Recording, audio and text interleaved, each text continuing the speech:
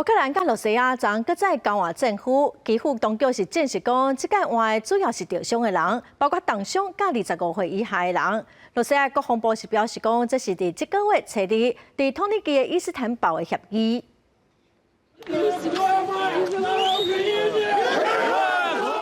总算要转来。 Да, я дома. 听到电话迄边家人的声音，随后田乌克兰这批政府是头一批优先交换，主要是25岁以下的少年政府，甲重伤也是重病的人，佮公布已故数千名阵亡将士遗体。罗西亚方面也证实，这摆交换是初二伫伊斯坦堡达成协议之下所做的行动。换转来的政府先送到白俄罗斯进行心理治疗了后，才回国。 乌克兰方面真侪家后看别人咧团圆，家己内心真失落，摕相片望夫炸鬼。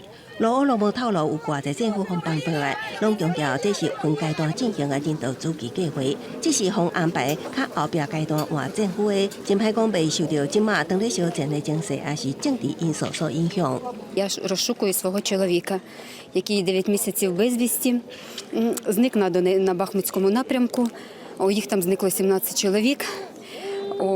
На даний час нам нічого не відомо, жодної немає звістки.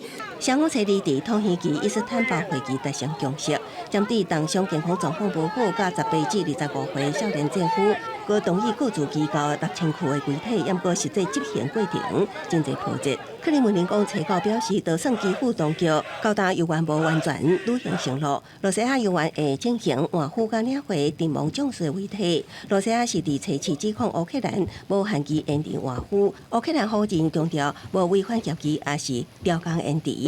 只是换俘进程涉及人道甲政治敏感度，需要谨慎处理。公司新闻为民编译。